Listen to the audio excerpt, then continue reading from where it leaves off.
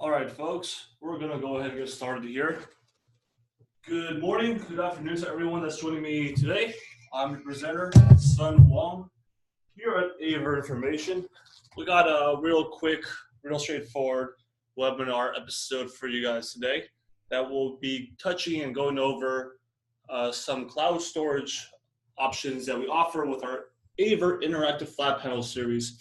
If it's your first time joining me today, want to welcome you to our series, and of course, if you're returning, want to thank you for coming back and always being with me every week here.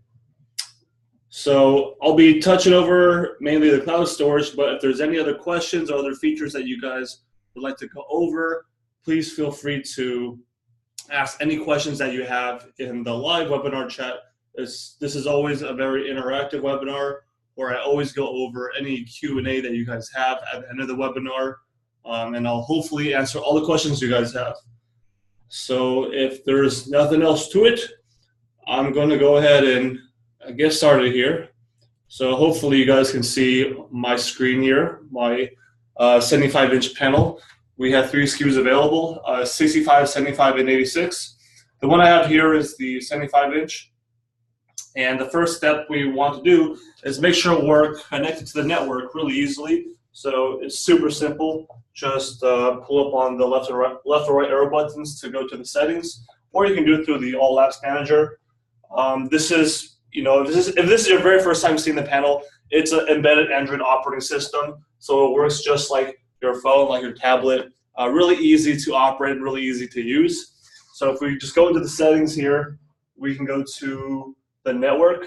So right now I'm going to be actually hardlined into my network, but of course if you're using Wi-Fi, make sure you enable that Wi-Fi to turn on. Since I'm hardlined, I don't need it on right now, so I'll just turn it off. I always recommend Ethernet just because it's the most stable, it's the fastest, and you'll never get any drops whatsoever. All right, so the second step is to actually connect our panel to our cloud services. So I'll show you guys just how to do that. It's actually very, very easy. Go to File Manager, and we'll be going to this home screen. Now, there's two ways to actually get to there. There's a shortcut on the home screen, and there's also, you're also able to access it on the left side too. The left side is where your whole directory is for your local storage, USB storage, or cloud storage. But I would always recommend going through here because it's super easy. And the one that you want to locate and find is actually the cloud button right here. So we're going to go ahead and press cloud. And as you can see, I already have a couple of cloud storage services set up here, but we want to press this new button on the top right here. So you press new, and bam, you see a bunch of different services that we cover and that we offer. So let me go ahead and zoom in here. Oops.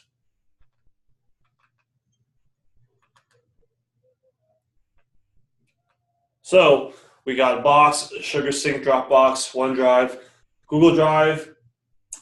Well, your most popular ones are probably going to be Google Drive, Dropbox, or OneDrive, because your district's most likely either going to be with Microsoft or with Google.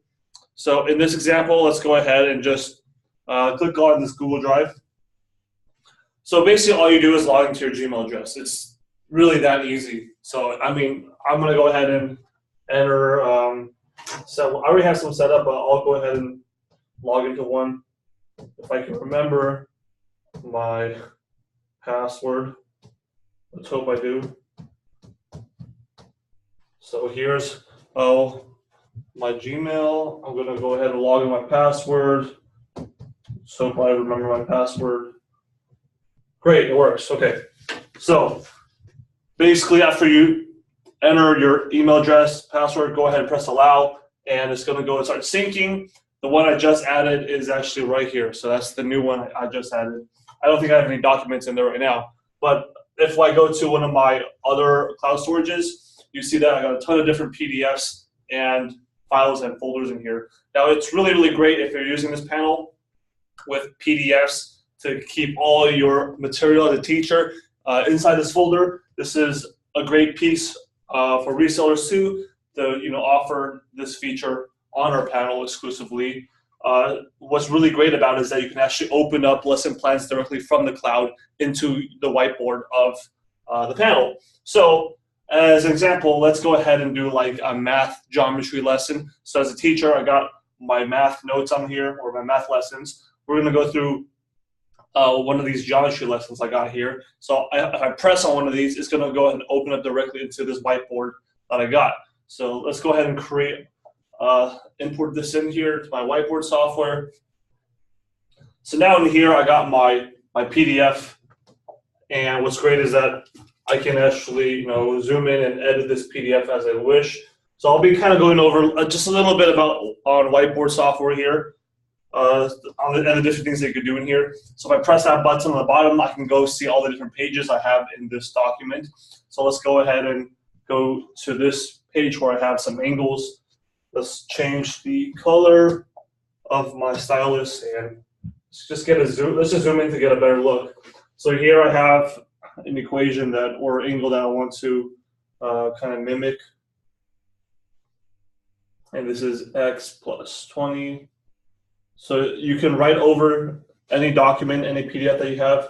You can scale it. So this scales with, the annotation scales with the document, which is really neat because it's essentially like a PDF editor here. So here I got x, 2x, 3x. Now, what's really cool then is that I can actually select like everything that I've made. Like I can do whole group selection to actually make a copy of it. So I can copy this whole thing. I can then insert a new page into the same document. So I'll insert a new page into this document. So go ahead and let's change the background. So I'll just show you real quick the backgrounds that we have. A bunch of math and engineering, music, even got sports, and your traditional planners. So these are different templates that we have in the whiteboard software. Let's go ahead and just pull up my graph here. And now I'm going to paste those angles that I was writing earlier. So check this out. Now I got the angles I just copy and pasted from the previous page. And I can even resize or color them in a different way. So if I want to edit this top one that I drew, I can select it. I can move it over to the side to have a side-by-side. And I can even do a little cool stuff such as changing the color or thickness of that angle if I want to, display differently. What's also cool in here is that it's an infinite canvas, so I'll never run out of space. I can move this to the top right here, or I can just zoom out here to be able to write more. So here I can have the ability to make my own angles. Here we have another angle. So you're always given that option of an unlimited canvas, never ever running out of space. And of course, you can always add more pages into this document if you want to. So if I press this button again, you see that that page I added was right here. I can move it over and change the order of it if I want to. You can see the annotation I made to that page in real time right away. And of course, I can always just jump around if I want to go on to my next page to interact with the classroom. So it's a great piece for the teacher or students. The students can actually come up here on the board, select their color, and make their own annotations that they wish to. I've actually just recently visited a school that's been using the whiteboard a lot with their lesson plans. So they've been opening up their English lesson every morning, and there's different colors that they actually use to circle the answers in that worksheet. So traditionally before, they were like all just sitting at their desk, all just looking at a projector with a piece of paper underneath a doc cam. But now we give the option for the students to actually come up here and actually do their answers and collaborate and show their work with the whole entire rest of the class. So it's really been a great piece in that sense. So additionally, I can also insert other images from my cloud into this document. So if I want to do that, I can just go ahead and press this image button, choose image, And let's go ahead and go to my directory where I can see all the different cloud drives I have on my directory. So these are ones I already set up. All I did, you saw earlier in that step, I entered the email and password to get to here. So let's go ahead and go to my Google Drive and actually choose an image. So here I got a folder of images. I wish I had some geometry images in here, but right now I only have what? Bees. So a little off topic, but here we got an image of a bee. Let's go ahead and blow this thing up so you can easily enlarge things like that. And now I got the ability and power to annotate with this lesson. I can highlight this antenna here. Here is the pollen combs, a dominant. Just some examples of how you can use this in the classroom. Now, as a teacher, when I'm ready to save this, this already saves automatically in the whiteboard software as a draft. So it's kind of just like writing your emails, how it auto saves as a draft. This does the exact same thing. So if I accidentally quit or the panel accidentally, you lose power for whatever reason, you will never lose your work because it's always queued and saved here. So if I go back, jump back here, even when the app or panel is closed, I can always access my work here. I'm always good. You can always rename this here to anything you want. So the board automatically generates like a little code here just to differentiate between different notes. But you can always rename it to a custom note if you want to.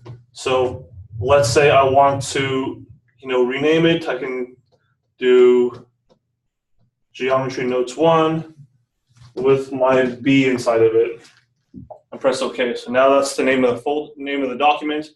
When I'm ready to save this and export it back into my Google Drive for the rest of the class to be able to access whenever they want, I can go ahead and go to export here.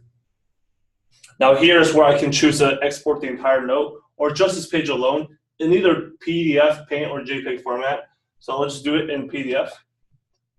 And now I can select the drive I want to save it to. So let's actually select a different cloud drive from the one that I opened it from. So I opened it from my AVer drive, but let's save it in my AVer test drive. That's the one I just created and synced with. So we'll select this one. So now it's actually exporting that document into there, exporting this whole document again to that new drive I set up. So now when we go back to it, you'll see that it'll be in there. Let's go ahead and go back to the home page, go to cloud.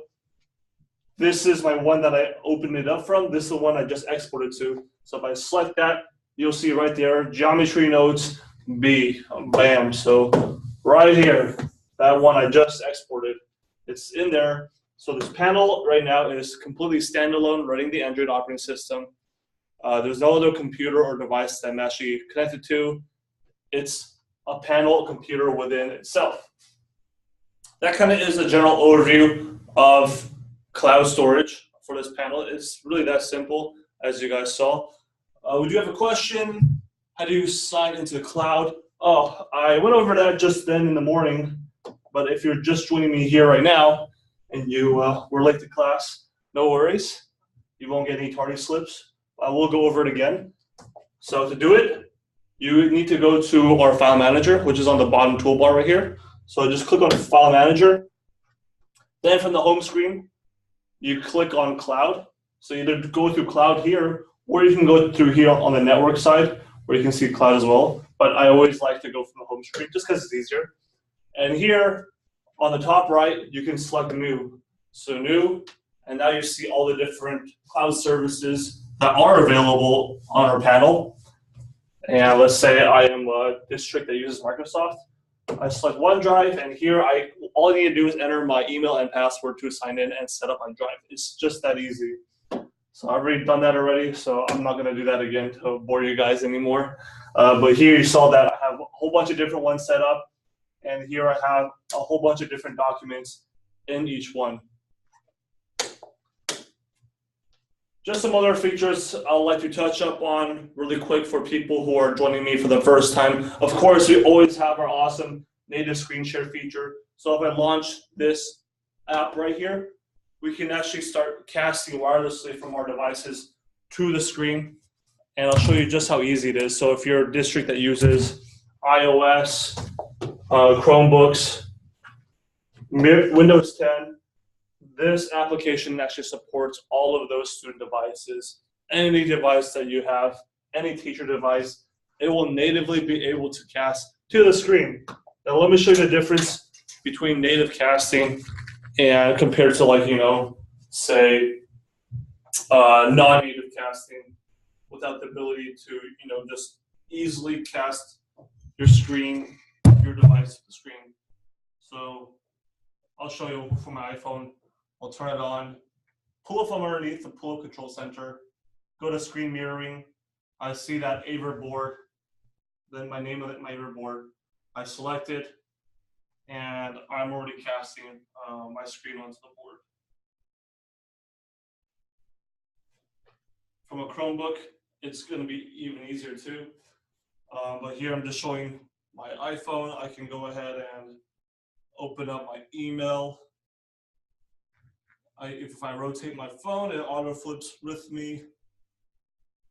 And this is done without any third-party application, any type of other additional software. And the best thing is that you don't have no QR code whatsoever. I think QR codes are the worst. Whenever I see a QR code, I'm just like, dude, I'm out of here. Like, I just dip out. So no headaches, none needed. That's just how easy it is. Once I'm finished, I can pull it from underneath, go to that AirPlay again, and just straight up stop mirroring. So when I do that, it stops mirroring my device, and now my next device, my student or teacher, can then connect it and screen share to it. We can also try doing this from a Chromebook that's on the same network. So the only requirements that we have for this to work is for your devices just to be on the same network. And once it's on the same network, it will be able to detect and find the panel.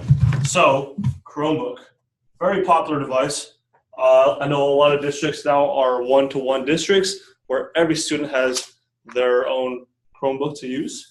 And so if I'm a teacher, and I want to see the student's work, and the student wants to share the rest of the work, I'll show you how easy it is. So through a Chromebook, on the bottom right here, okay, I'm gonna go ahead and tap that, and now I see cast devices available, select cast devices available, and now I see AVer board,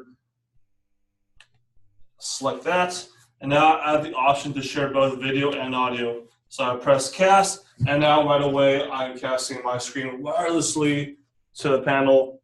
So here, let's go ahead and open up my documents, because I'm a good student and I want to share my work with everyone in the classroom. So I'm just going to open up an example document. So I mean, obviously, as a third grader or someone from the K-6, I won't have my own resume yet. This is just an example of how you can share your work as a student to the classroom. Or it could be a teacher with a Chromebook teaching my kids, hey kids, this is how you create a resume. You need one even when you're in third grade.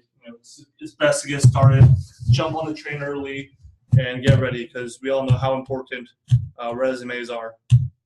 So additionally, I can even, pull up a web browser as a teacher, pull up my video. So I'm gonna just find like a math lesson really quick.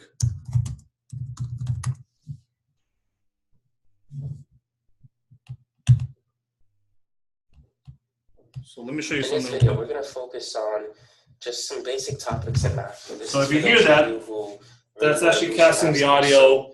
We're going to talk about how to add wirelessly casting from my device. It's casting the video and audio of it very, very clearly. All right, if I pause the video, watch this. I can even pull up my annotation tool, and here I can annotate over my pause video. So really great tool. I can annotate in either red or blue here, and it supports that multi-touch ability. So,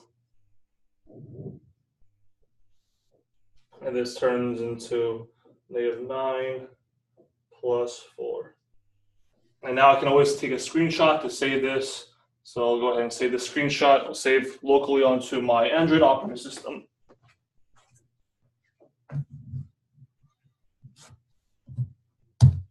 I do have another question. Do you need an application to do screencasting using iPhone or iPad? So to clear that up, absolutely not. So in native screen sharing, we're one of 2 manufacturers that even have this feature of native screen sharing. You do not need any type of application, any type of software, any type of QR code or setup to actually connect and cast your device. It was that simple where I showed you guys earlier. I really just pull it from underneath, pull control center, go to screenplay mirroring. So I'll show you guys that one more time. I don't think you can see my phone, but here, pull from underneath.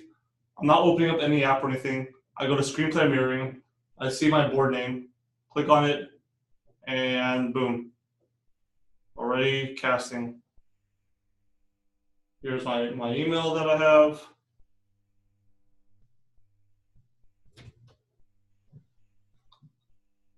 Rotating it, going through the different things.